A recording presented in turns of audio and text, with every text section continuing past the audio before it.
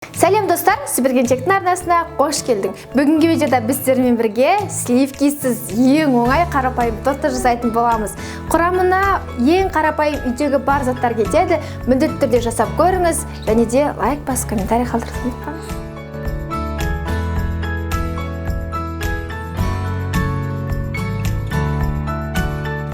Ең бірінші құрғақ заттарымызды ұн илегіштен өткізіп саламыз. Яғни ұн, какао барлығын бір-біріне араластырамыз. Ұнымызға какаоны салдық, енді разрыхитель саламыз. Қамыр қопсытқыш. Ұн илегіштен өткізіп, құрғақ ыдысымызға саламыз. Ұнымызды, какаомызды, қамыр қопсытқышымызды салып илектен өткізіп алдық. Енді мұнда қант саламыз. Араластырып жібереміз. Енді құрғақ заттардың барлығын бір-біріне біріктіреміз. Үстімізге жұмыртқамызды саламыз.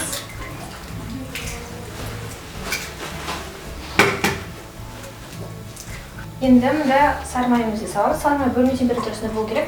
Мен кішкене қаттырақ болғаннан кейін қатты серпіліп шерппін. Мынандай болса жеткілікті негізі. Енді бір миксерлеп аламыз. Енді сұйық массамызды бір миксерлеп аламыз. Енді құрғақ смесімізге сұйықты қосып миксерлейтін боламыз.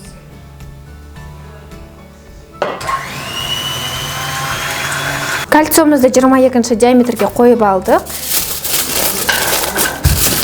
Енді фольгамызды орналастырып шығамыз. Бисквитімізді құямыз.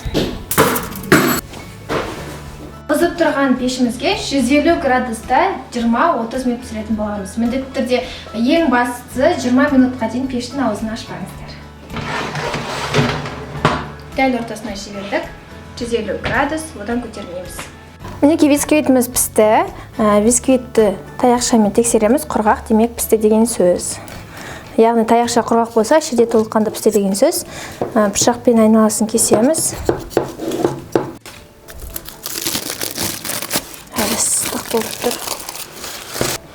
Енді тез салқындалу үшін пышақпен бөліп аламыз.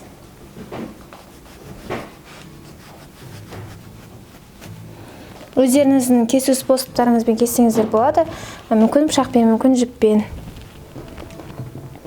Бөлеге алып қойып салқындатамыз. Бізде мына жері сынып қалды, ештеңе қылмайды. Құрастырған кезде түзеп жібере саламыз. Біздің корждарымыз салқындап жатыр. Мен кішкене кесіп аламын. Осылайынан. Бұны оформлениеге қолданатын боламын. Әдейі осылай сатып тұрмын, кесіп алып. Енді тортымызға крем жасауға кірісеміз. Ол үшін қою қаймақты аламыз. Барынша қаймақтың қою болғаны жақсы.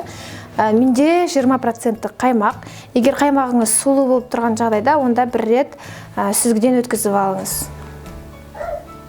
Қант ұнтағын, яғни сахарный пудраны саламын. Бір келкетіп араластырамын.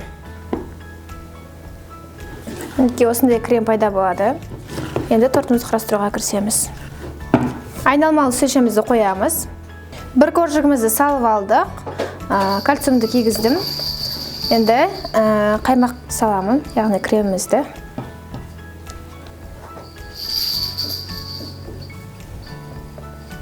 Енді келесі коржығымызды саламыз. Жаңа білесіздер, бөлініп қалған шеті. Бізде аздап крем қалды, сонымен бетін тегістеп жүреміз. Енді кальциумымызды шешеміз. Жандарына бір тегістеп жүреміз, ішінде қалған кремдермен.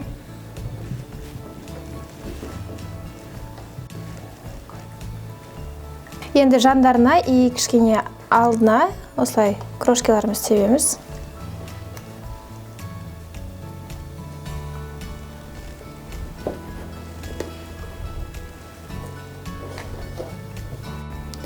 Тортты осылай өз қалауыңызша сәндесеңіз болады. Құлтнайлармен, немесе шоколадтармен, крошкамен өзіңіз қалай ұнатасыз, дәл солай сәндей берсеңіз болады. Баршаңыз ас болсын. Сонымен достар, біздің қарапайым заттардан тұратын тортымыз дайын болды. Сіздер міндетті түрде жасап көріңіз, өзіңізді және жақындарыңызды қуантыңыздар. Тортты міндетті түрде кем дегенде 2-3 сағатқа пропиткаға қою керек. Бізде оған как всегда уақыт жоқ. Өйткені видеоға түсіріп жатырмыз, сондықтан ерте сіздерге кесіп көрсетемін қазір.